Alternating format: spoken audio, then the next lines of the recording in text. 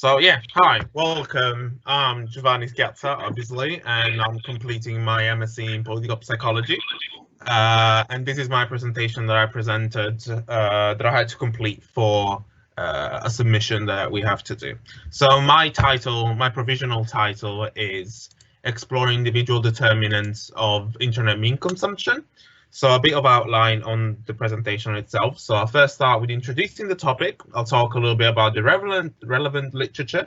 I'll connect some theories and talk about my expected relationships. Then I'll talk about the questionnaire structure, study measures, the preliminary results in terms of sample and correlations, and then the conclusions and next steps. Since it's an exploratory type of research and since it's something new that has never been done before, I really appreciate any kind of feedback and everything.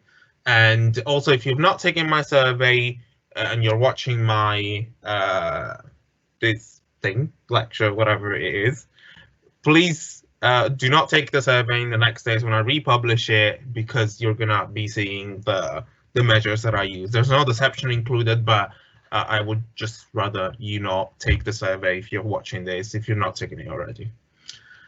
So in terms of introduction, we'll talk about what are internet memes. So internet memes are defined by Schiffman, the prominent scholar in terms of internet memes, as a group of digital items sharing common characteristics of content, form, and/or stance that were created with awareness of each other and were circulated, imitated, and/or transformed via the internet by many users. You'll see some example of memes throughout the presentation, or you saw them in the first slide as well. So memes are present across all social media, and it's important to investigate them and understand them, as they are a way to tap into non-textual discourse online. And it has been shown that internet memes are a way that people communicate online, are a way of voicing their opinions, are a way of why does this do this to me? Do their sorry. So yeah, it's a way to talk about certain things that people use as means of communication. This is an exploratory research, so we have theoretical expectation about our variables, but it's an hypothesis generating research. So any feedback is appreciated. And so we're gonna, why individual determinants? Individual determinants because they've never been researched before, and we want to establish the correlates of meme engagement so that we can open new avenues of research and seek to understand why people engage with them, and if some individual determinants mean that some people are more likely to engage with internet memes or not. So my research question at the minute is, what are the individual determinants that correlate with memetic engagement, which will be which you will see as ME. So now on to the relevant literature. So the literature on internet memes is primarily qualitative, with two cornerstones of the literature being Milner and Schiffman. At the end, you'll see the bibliography. And there are some quantitative studies, and they're just starting out now. In fact, they're both from 2019. Huntington and Klein are two different studies, but it's the first time that memes have been approached through the lenses of what people actually think of them, what memes do to people. So we'll explore 6 determinants. So we have ocean, which is the big five, which most people know what it is. So it's like it's 5 personality traits. So it's openness to experience, conscientiousness, extroversion, agreeableness, and eroticism. Social network intensity is the extent to which an individual is actively engaged with social network activities, social network sites activities. Bullshit receptivity is itself, yes, it's called that way.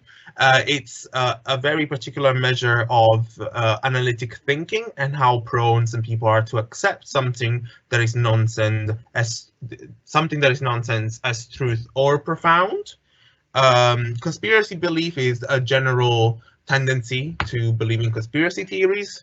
FOMO, fear of missing out, is the persuasive the pervasive apprehension that others might be having rewarding experiences from which one is absent. FOMO is characterized by the desire to stay continually connected with others and what they are doing, while cognitive reflection theory is a measure of cognitive ability. Sorry, it jumped. So yeah, these are some of the determinants that I thought would make a difference and would change, would predict mimetic engagement. So yeah, I don't have the time to go through all of them and the reason why, but for example, social networking intensity is fairly obvious why it has an impact on memes. So if you are more engaged with social network, then you will be more engaged with memes because you will encounter them more. So in terms of connecting the theory, so the 6 determinants, I've compiled a table where we can see our theoretical expectations. So we have an expected positive correlation with the social network intensity, FOMO, bullshit receptivity, and conspiracy belief, while a negative correlation with age, cognitive reflection, ideology, and education. Ideology, where left is more mimetic engagement, so it's that way, yeah. And then we expect no correlation with gender and ethnicity, or maybe white equals more mimetic engagement, as they are more privileged and have more access to technology in general.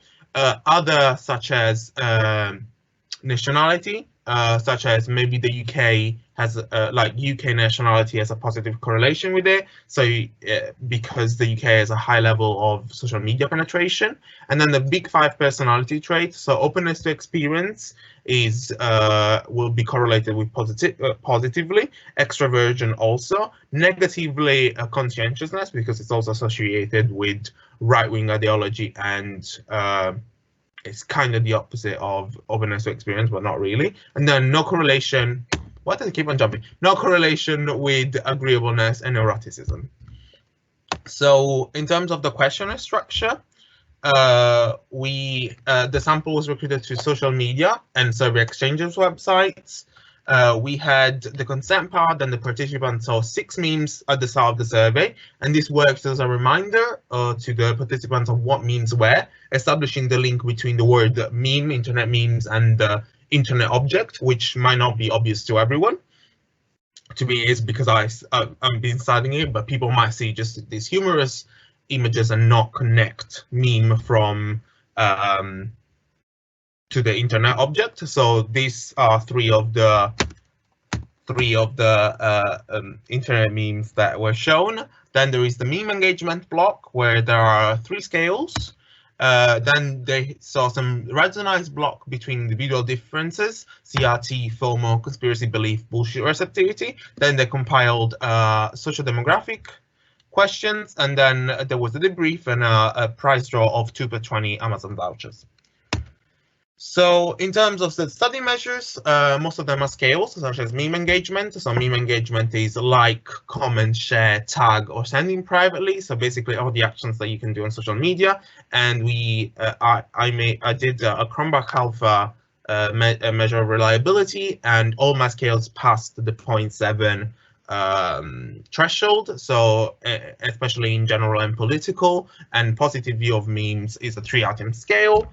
With a really high level of Cronbach Alpha. Then a self-assessed familiarity of memes. There's a way of understanding how much actually people are familiar with memes, and it's self-assessed because there's no measures yet to measure this.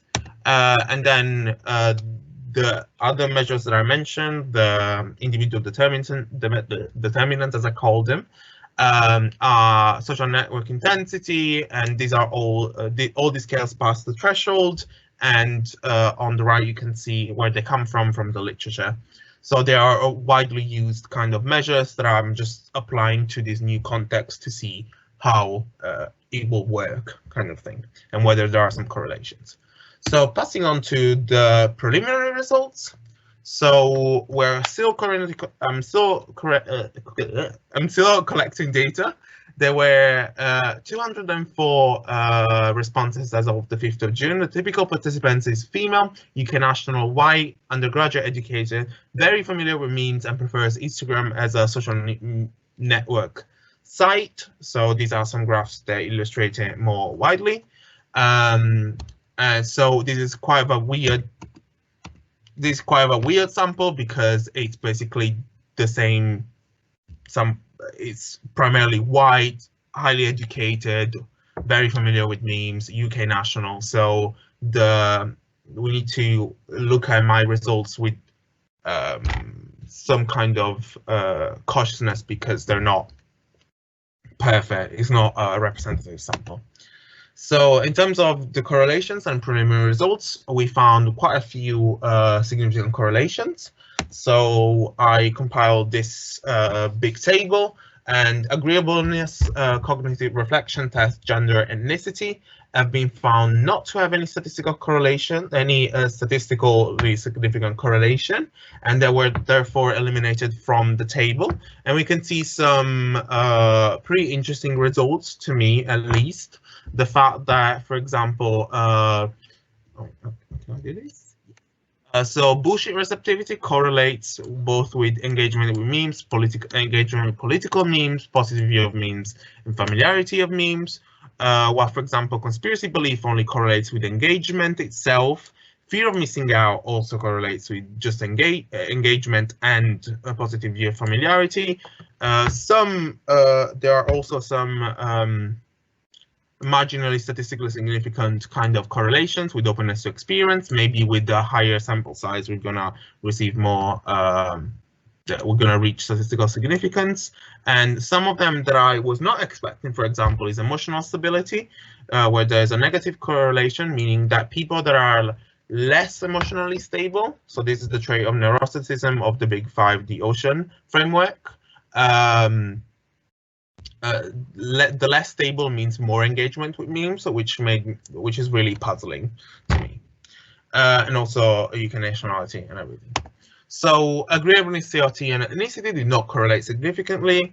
Extroversion, openness to experience, and ideology were approaching statistical significance, and we're following our predictions that we saw from our table at the start. And then we had an interesting result with neuroticism, both with general engagement and political engagement.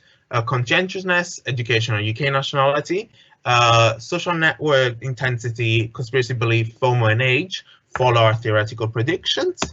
And when I was reading the results and making this presentation, I had the question, which is like, could meme engagement be independent from education and CRT? Because it seems that they don't have any correlation with it. So does that mean that people engage with memes independently of their level of education, on their level of cognitive reflection?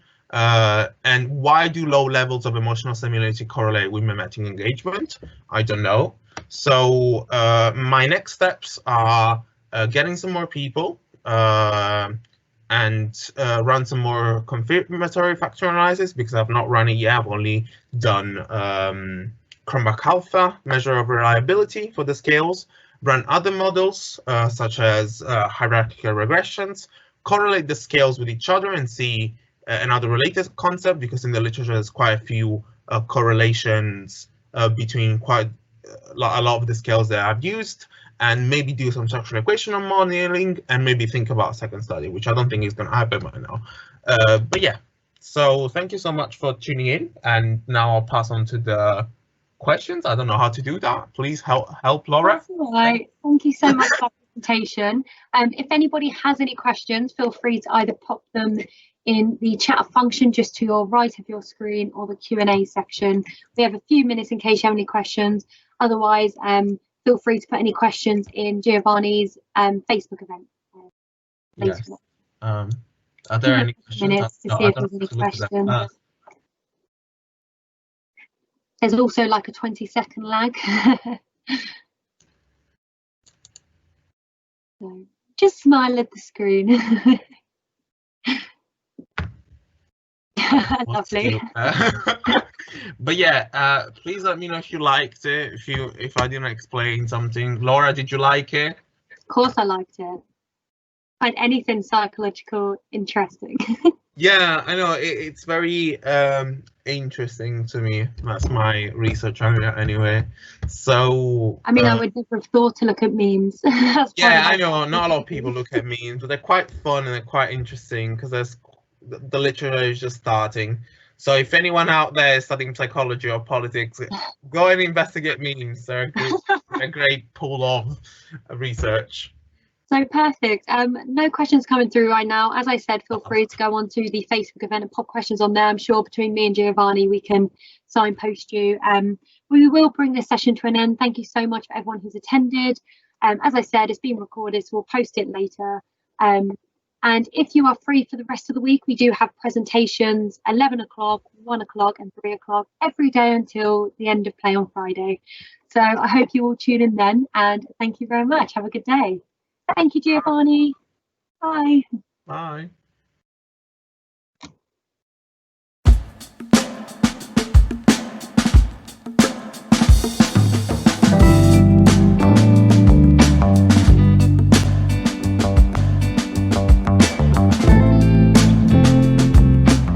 Sorry to anyone who was watching Giovanni's session.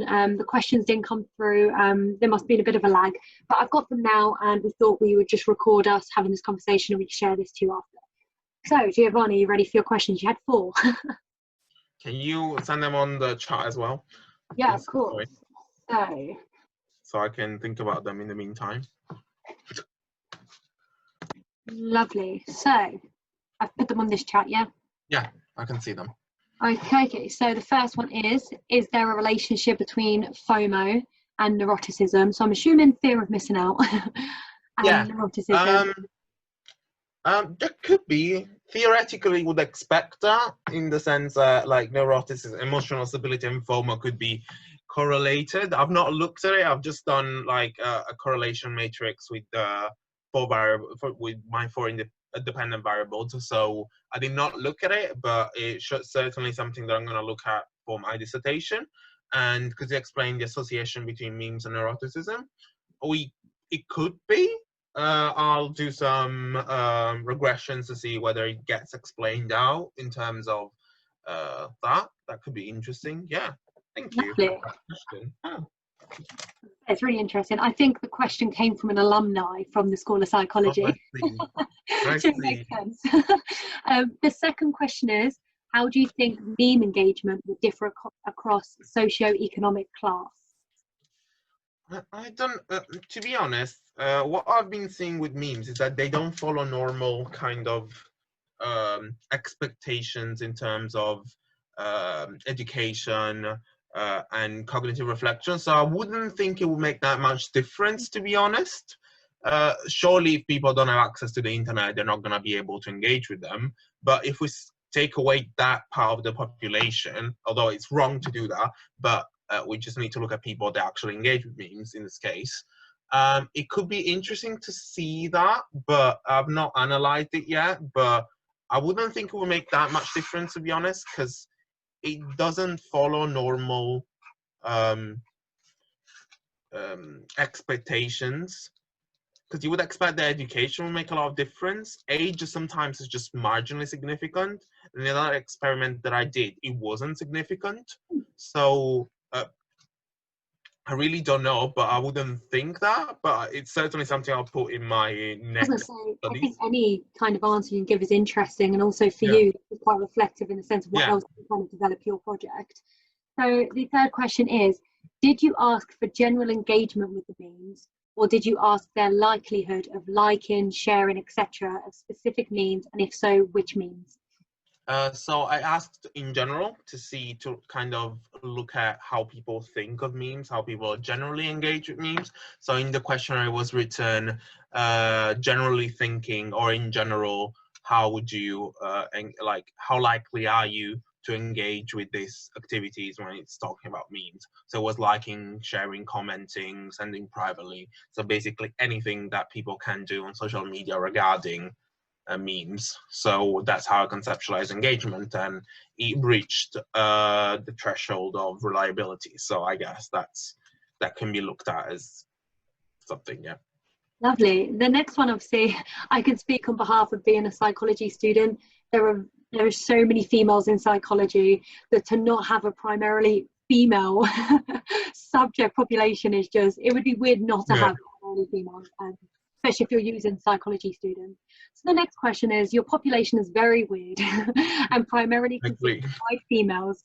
So how do you think the data would reflect racial humor, aka people of color making fun of racial stereotypes, that has become increasingly popular on Vine and TikTok? I think that's a very interesting question, actually. Yeah, it is. It deserves a study by itself, I would say, because yeah, I would say it deserves a study by itself. I don't know how the data could reflect on racial humor, but if this person is willing to do work on this kind of thing, then they should definitely look at Poe's law, which is the more you are like you never know whether it's actually I don't know if it's in this case, but you never know whether it's actually something extremist or if it's irony on the internet, because it's all decontextualized. So it's a law that you need to follow when you look at like a law, like something that you need to keep in mind when you do research on memes. And I'm pretty sure there's been one or two papers looking at the perception of race and race in memes, but I don't know if they're so recent with TikTok, because TikTok is a platform that emerged not a long time ago. So I don't know if there's anything out there. I mean, I think, like, coming from psychology, it's very easy to say that, you know, your data cannot reflect everything because, especially if you have all females. My study was, you know, based on whether you liked classical or pop music. So the majority of like young people coming to university would probably prefer pop over classical. So unless you go out of your way to find specific groups of people, you're not going to reflect them. And that's really hard. And I think a lot of the things you'd find on the internet, only a certain amount of it you'd engage with because you're comfortable engaging with it. Like things like racial humor, like as a white female, I may not feel comfortable, you know, going out of my comfort zone in that sense. So it would be very interesting to see how men and women of color would engage online. Yeah, and yeah, that'd be interesting. Perfect. Well, thank you for answering the questions. Sorry to the people obviously submitted them and we didn't see. Yeah, we didn't see them. Like they weren't there. I swear, I tried. I think it was just a lag. Don't worry. Yeah. Again, thank you so much, Giovanni, and I will speak to you later. Yeah. Bye. Bye.